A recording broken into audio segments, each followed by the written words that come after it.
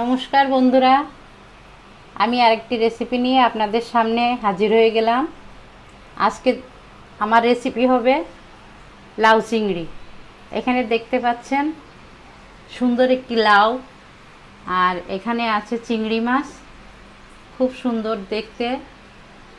এবং চিংড়ি মাছ এবং লাউ দিয়ে রান্না করা যে রেসিপিটি আজকে হবে, খুব মজাদার একটি রেসিপি। আপনারা প্রথম থেকে শেষ পর্যন্ত আমার সঙ্গেই থাকবেন। আমি এখন চুলাটা ধরিয়ে দেব।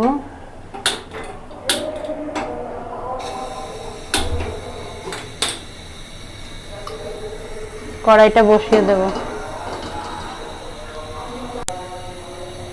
কড়াই গরম হতে হতে আমার এই লাউ চিংড়ি রাঁধতে কি কি লাগবে সেই উপকরণগুলো আমি একে একে দেখাবো আপনাদের।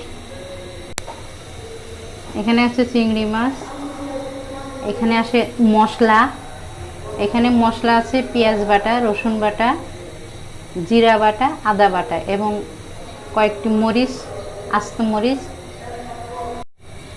লাউ এখানে কেটে রেখেছি আমি, আর এখানে আছে ধনের পাতা। এই উপকরণগুলো আমার লাগবে এখন। আর এখানে আছে লবণ, হলুদ এবং লঙ্কার গুঁড়া। তাই গরম হয়ে গেছে, আমি এখন তেল দিয়ে দেব। তেলটা একটু গরম হলে আমি চিংড়ি মাছগুলো দিয়ে দেব।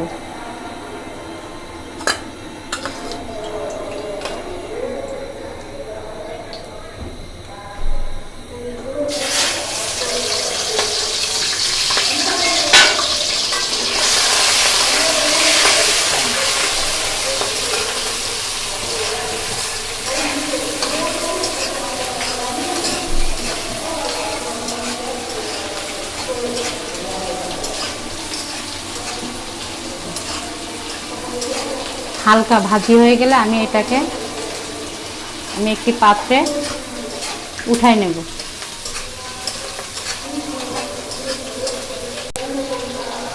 একটু হলুদের গুঁড়া দিয়ে দেব,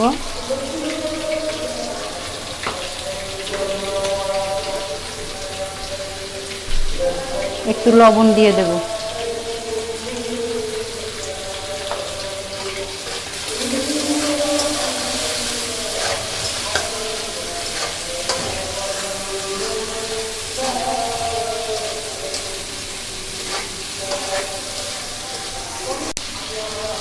আমার চিংড়ি মাছ ভাজি হয়ে গেছে, আমি এখন একটি পাত্রে নামিয়ে নেব।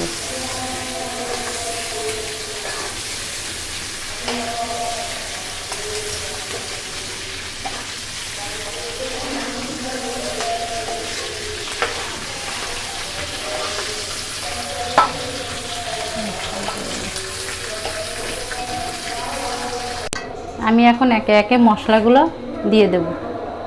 প্রথমে দেব পেঁয়াজ বাটা,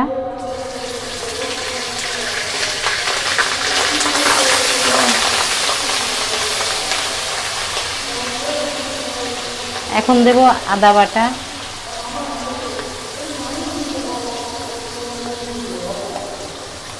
এবার দেব জিরা বাটা এবং অল্প আদা বাটা দেব, কারণ বেশি আদা দিলে আবার গন্ধ আসবে, এই জন্য অল্প একটু আমি আদা বাটা দিয়ে দিলাম।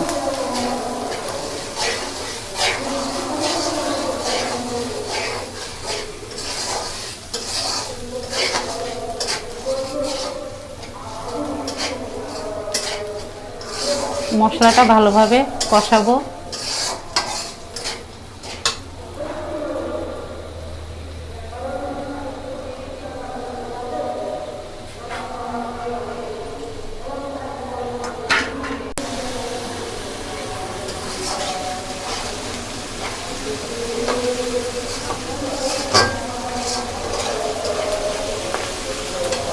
আমি মশলার ভিতরে একটু হালকা পানি দিয়ে দেব।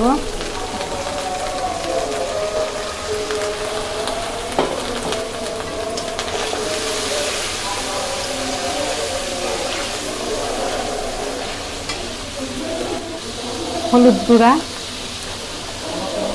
পরিমাণ মতো দিয়ে দেব।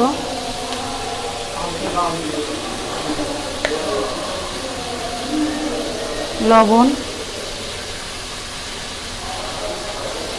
পরিমাণ মতো,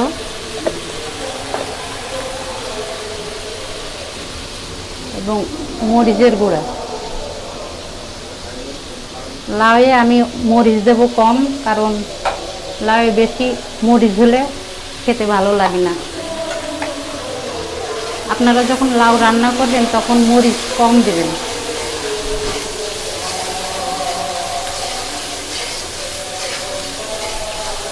এভাবে কিছুক্ষণ আমি মশলাটা কষাবো। আমার মশলা কষানো হয়ে গেছে। আপনারা মশলা যত ভালোভাবে কষাবেন আপনাদের তরকারি তত মজা হবে। এখন আমি চিংড়ি মাছগুলো দিয়ে দেব মশলার ভিতরে।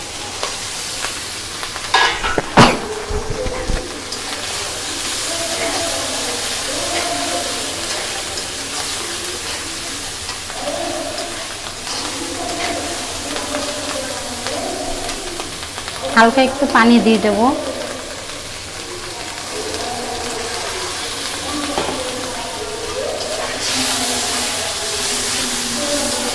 আমি এখন লাউগুলো দিয়ে দেব।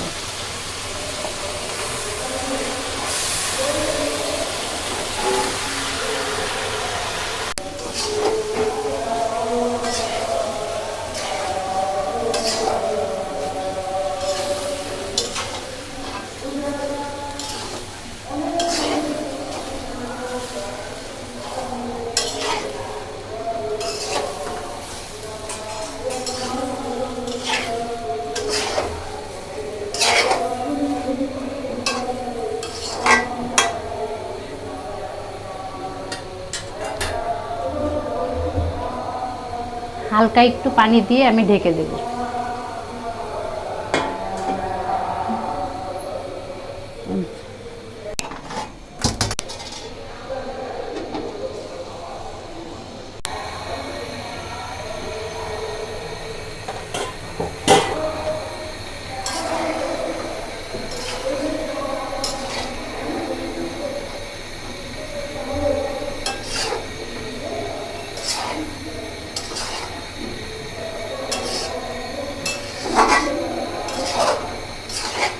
আপনারা দেখছেন আমি লাউগুলো সুন্দরভাবে কষাচ্ছি।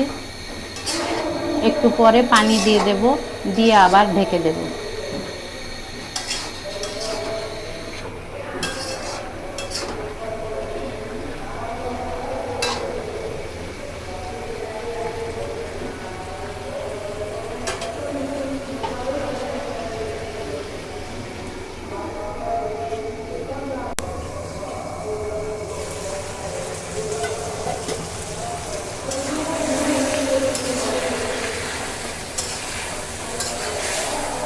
আমার লাউ কষানো হয়ে গেছে। আমি একটু লাউয়ের ভিতরে পানি দিয়ে দেব, কারণ এখন যে লাউ একটু পানি না দিলে গলে না। কিন্তু শীতের সময় তখন পানি না দিলেও চলে, লাউ থেকে যে পানি বের হয় তা দিয়ে রান্না হয়ে যায়। কিন্তু এখন তো লাউয়ের সময় না, এই জন্য একটু পানি দিতে হবে, নতুবা লাউ গলবে না। অল্প করে পানি দিয়ে দেব, আর সাথে কয়টা আস্ত কাঁচামরিচ দিয়ে দেব।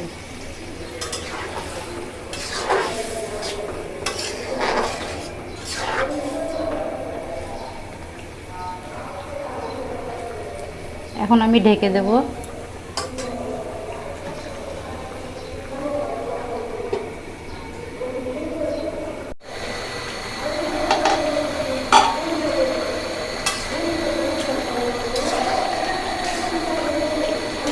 আমার লাউ সুন্দর গলে গেছে। আমি এখন একটু চিনি দিয়ে দেব, কারণ এখন গাছে সার দিতে দিতে কোনো স্বাদ নাই। আগে লাউ রান্না করলে খুব মিষ্টি লাগতো, কিন্তু এখন কোনো মিষ্টি লাগে না। এই জন্য আমি হালকা একটু চিনি দিয়ে দেব। আপনারা যখন লাউ রান্না করবেন তখন হালকা একটু চিনি দিয়ে দেবেন, দেখবেন খেতে খুব ভালো লাগে।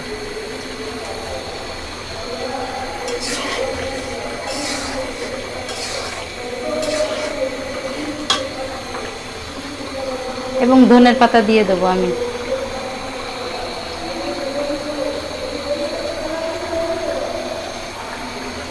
ধনের পাতা না দিলে লাউয়ের কোনো স্বাদই লাগবে না। আপনারা যখনই লাউ রান্না করবেন এই ধনের পাতা অবশ্যই অবশ্যই দিবেন তরকারিতে, তাহলে দেখবেন লাউ তরকারি খেতে খুব মজা লাগে আর খুব ভালো লাগবে। আমি আরেকটু ঢাকা দিয়ে দেব,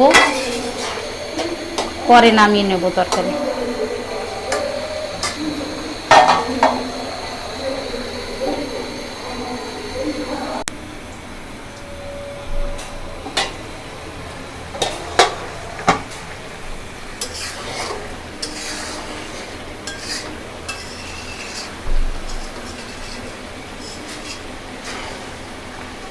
আমার লাউ রান্না হয়ে গেছে, এখন আমি একটি পাত্রে নামিয়ে নেব। আপনারা দেখলেন আমি কিভাবে সেই লাউ চিংড়ি রান্না করলাম।